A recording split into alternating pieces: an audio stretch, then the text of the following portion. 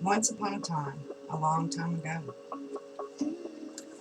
This is my writing Bible.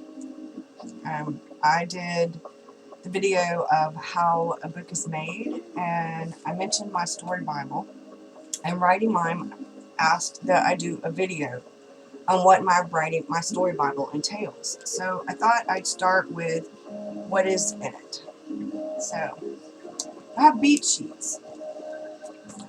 Originally, okay, and I also in the pocket I got the notebook itself from Staples. In the front left pocket I have extra ones. I also have my invoice for Scrivener that has my information on it. And I bought the plastic dividers. Okay, in the very front is information about outlining, about beat sheets. Like an outline for a 50,000 word novel of 20 chapters would be 2,500 words each. General advice for chapters and scenes. I did a lot of research on outlining. Have Blake Snyder's beat sheet from Save the Cat. Now that one came from LizWritesBooks.com. Jamie Gold also has some really good ones. I actually have a story structure chart, and it's color coded.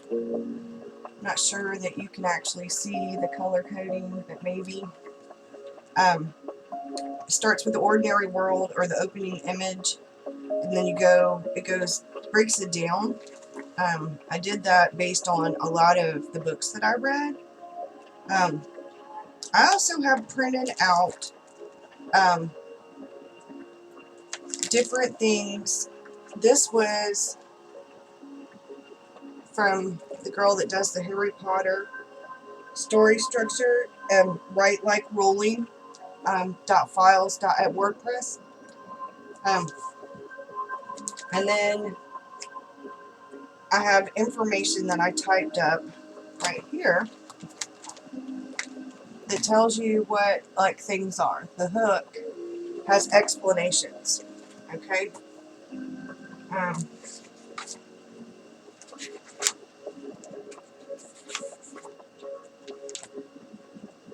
Okay, and then if you'll, depending on what book I'm working on, have them labeled. I have broken it down into the setup, the middle, and the resolution. You can do the 3 or the 4 act structure. I think one is like attack and one is response if you do 4 act structure.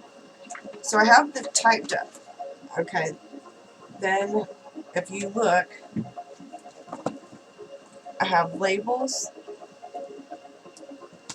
It explained. This is the attack part, the response part, and then here's the resolution. Okay, and then I have characters. And this is a character, like, it's for characterizations, to build character development.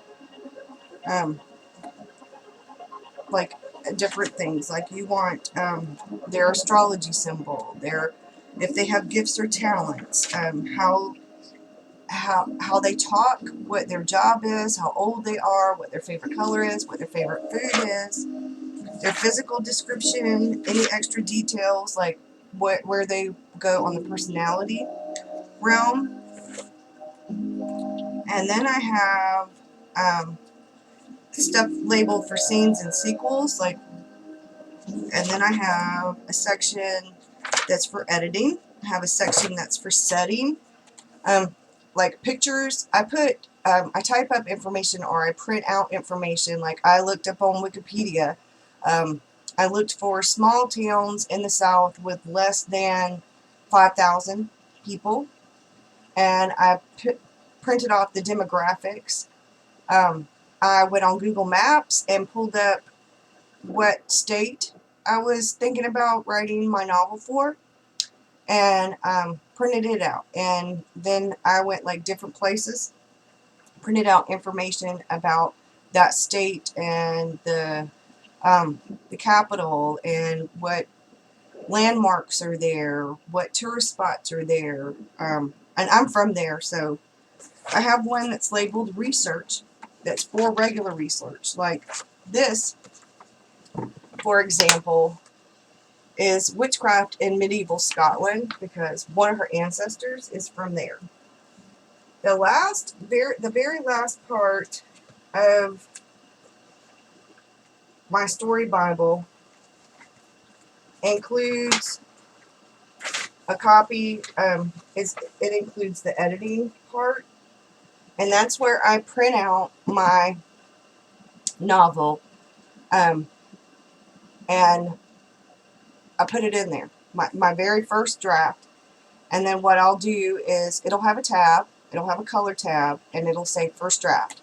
And then each consecutive draft after that I edit will be color coded in something, and it'll be labeled second draft, third draft, fourth draft, that kind of thing. And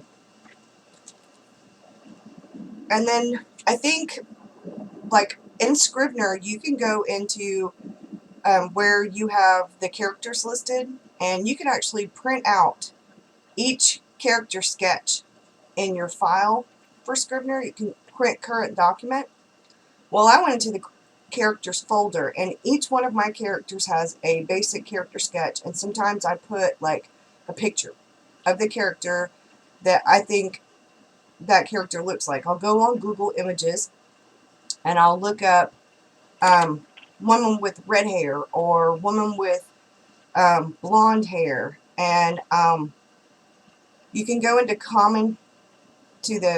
I think it's Creative Commons if you want to have pictures that you can use where you don't have to worry about copyright. Nobody's seen my story Bible but me, so I cut pictures out of magazines.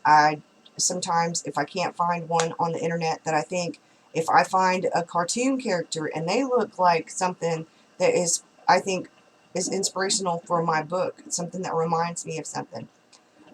My son used to be really big into Final Fantasy, and there's this one character on there that to me is like the epitome of one of my characters. She's like a badass. Really cool. And so, like, I have a picture of her.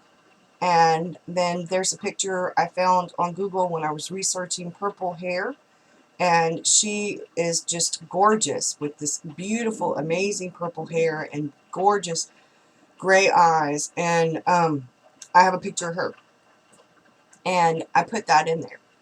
Now, one of the great things about like having Scrivener, at least for me, because I mean you could do some of this with Word or but you have to have separate folders for Word. And my Scrivener project is all in one project.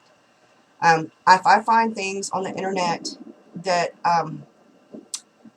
are specific for something I'm looking at, sometimes I'll put it in my project, but I like to have a hard copy because eventually this is going to be turned into a series.